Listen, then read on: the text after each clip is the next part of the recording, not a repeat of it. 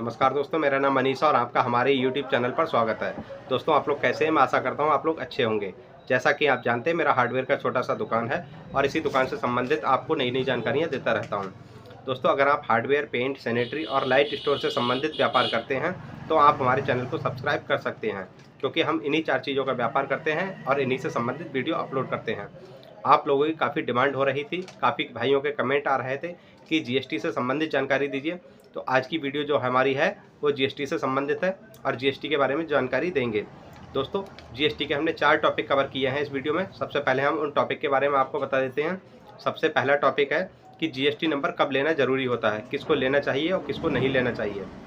अगला टॉपिक हमारा है कौन सा जीएसटी नंबर लेना चाहिए, ठीक है, जीएसटी कितने प्रकार का होता है, ये जानकारी इसमें देंगे। तीसरा है जीएसटी नंबर लेने के फ़ायदे और नुकसान, ये भी बताएंगे। और चौथा है हर महीने सरकार को आप कितना टैक्स पे करेंगे जीएसटी नंबर लेने के बाद, ये भी हम आपको जानकारी देंगे। ठीक है, सबसे पहला टॉपिक है हमारा जीएसटी नंबर कब लेना चाहिए। तो मैं आपको बता दूं, आप किसी ऐसी पार्टी से माल परचेज करते हैं जो आपके स्टेट के बाहर है। जैसे आप मानो उदाहरण के तौर पे यूपी के हैं और आप दिल्ली से माल परचेज करते हैं या किसी दूसरे प्रदेश से माल परचेज करते हैं, तो फिर ऐसी कंडीशन में आपको जीएसटी नंबर होना ज़रूरी है आपके पास। और साथ ही साथ मैं आपको ये भी बता दूं, अगर आप ऐसी पार्टियों के साथ काम करते हैं, अगर आप अपना माल ऐसी पार्टी को बेचते हैं जो सरकारी काम करवाते हैं, जैसे उदाहरण के तौर पे मैं आपको बता दूं, कोई ठेकेदार है जो सरकारी काम कराता है, जब वो आपसे माल परचेज़ करेगा तो पक्के बिल पे माल परचेज़ करेगा और पक्का बिल आप तभी काट सकते हैं जब आपके पास जीएसटी नंबर होगा। ठीक है, तो अगर आप ऐसे लोगों से काम करते हैं जैसे ठेकेदार हो गया या आपकी माल की सप्लाई जो है वो सरकारी डिपार्टमेंटों में है, तो फिर उस समय आपके पास जीएसटी नंबर होना बहुत ज़्यादा ज़रूरी है। अगर आपके पास जीएसटी नंबर नहीं होगा तो फिर ऐसे कस्टमर आपसे माल नहीं खरीदेंगे। तो हमने आपको बता दिया कि भाई जीएसटी नंबर लेना ज़रूरी है या नहीं है। तो अब आप समझ लो, इस कंडीशन में अगर आप काम करते हैं तो फिर आपके पास जीएसटी नंबर होना ज़रूरी है। अब आप एक कंडीशन ये भी है कि हम नहीं लेना चाहते हैं, तो ना लेने वाली कंडीशन भी बता देता हूँ आपको। देखिए, अगर आपका टर्नओवर 40 लाख रुपए से कम है, ठीक है, तो आप जीएसटी नंबर ना लें, कोई दिक्कत नहीं है। लेकिन भाई एक समस्या ये भी आपके आगे आएगी, अगर कभी जीएसटी वाले आपके शॉप पे आ जाते हैं तो आप उनके सामने कैसे ये शो करेंगे कि भाई हमारा टर्नओवर 40 लाख रुपए से कम है। ठीक है, जीएसटी वाले जब आएंगे तो वो तो अपने फ़ायदे की बात करेंगे, वो बोलेंगे भाई आपका टर्नओवर ज़्यादा है, तो आप उन्हें शो नहीं कर पाएंगे। जब शो नहीं कर पाएंगे तो उसमें मोटा चालान होगा, मतलब मोटी पेनल्टी आप पे पड़ सकती है। तो इस कंडीशन में सबसे बेहतर आपके लिए यही रहेगा, जब आप कारोबार करने बैठे हैं तो जीएसटी नंबर ले लें, क्योंकि भाई जब जीएसटी नंबर ले लेंगे तो फिर आपकी टेंशन सब खत्म हो जाएगी। तो हमने आपको बता दिया जीएसटी नंबर कब लेना चाहिए, कब नहीं लेना चाहिए। ठीक है, अब अगला क्वेश्चन है कि जीएसटी नंबर कौन सा लेना चाहिए। अगर आप जीएसटी नंबर लेने के इच्छुक हैं, देखिए इच्छुक हैं क्या, आपको लेना ही पड़ेगा। सीधी भाषा में समझो कि अगर आप नहीं लेते हैं, आप इस चक्कर में नहीं लेंगे कि मेरा टर्नओवर 40 लाख से कम है, ठीक है, तो जीएसटी वाले जब आएंगे तो फिर आप ये शो नहीं कर पाओगे उनके सामने कि हमारा टर्नओवर 40 लाख से कम है। वो कहेंगे आपका ज़्यादा है, आप कहोगे कम है, लेकिन जब आपके पास कोई रिटर्न प्रूफ नहीं होगा तो फिर ऐसे में आप फंस जाओगे और फिर मोटी पेनल्टी का खामियाजा आपको भुगतना पड़ेगा। तो इससे बेहतर है कि आप जीएसटी नंबर ले लें, क्योंकि माल आप बाहर से भी परचेज़ करते होंगे, ठीक है, नहीं भी करते हैं तो नेक्स्ट टाइम में करेंगे, क्योंकि भाई जब आप काम बढ़ाएंगे तो सीधी सी बात है, आप ज़्यादा प्रॉफिट के लिए माल बाहर से परचेज़ करेंगे। तो इसलिए कुल मिला के जीएसटी नंबर ले लेना चाहिए। अब बात आती कौन सा वाला लेना चाहिए। ठीक है, जीएसटी दरअसल 2 प्रकार का होता है। एक होता है रेगुलर बेस, ठीक है, दूसरा होता है कंपोजिट बेस। रेगुलर बेस उन लोगों का होता है जिनका टर्नओवर 1 करोड़ रुपए से ऊपर का होता है, मतलब 1 साल का टर्नओवर 1 करोड़ से ऊपर का है, तो वो रेगुलर बेस में करेंगे।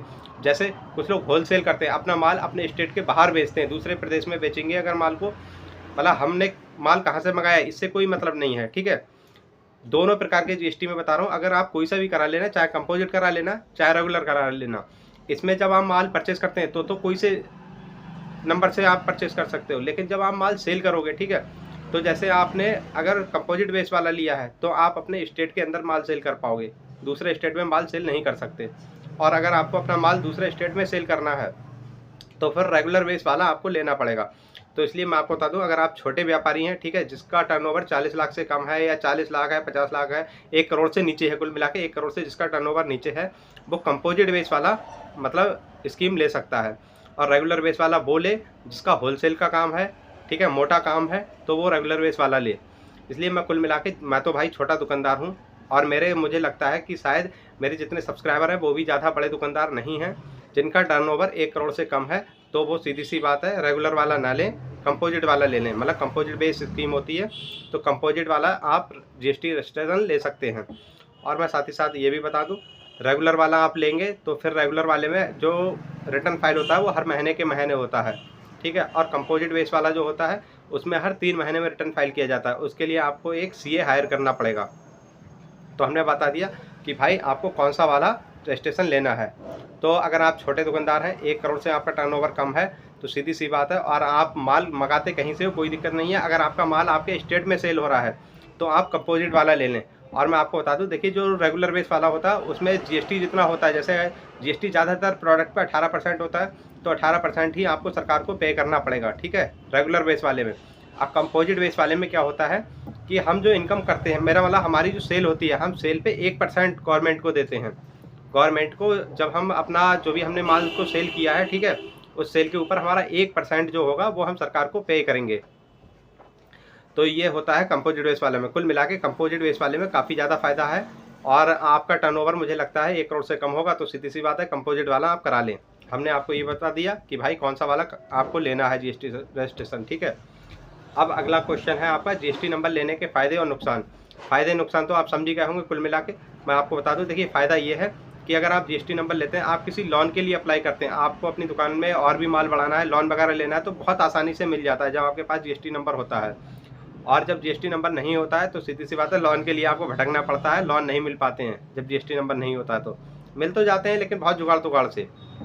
इसलिए कुल मिला के अगर आप लोन वगैरह लेना चाहते हैं तो सीधी सी बात है, आप जीएसटी नंबर ले लो, और जीएसटी नंबर लेने के बाद आपको लोन बहुत आसानी से मिल जाएगा।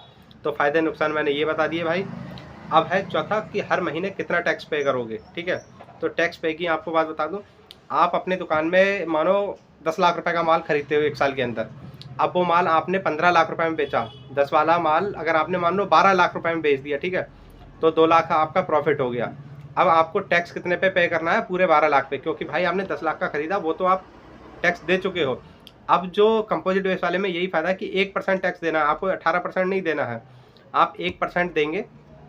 अब 1% जब आप देंगे तो वो कहाँ से देंगे? वो आप अपनी सेल का 1% देंगे, इनकम का नहीं, बल्कि सेल का 1% गवर्नमेंट को पे करना पड़ेगा आपको। मतलब अगर आपने 12 लाख रुपए की सेल की तो 12 लाख रुपए का 1% जो भी बनता है वो आपको सरकार को पे करना पड़ेगा।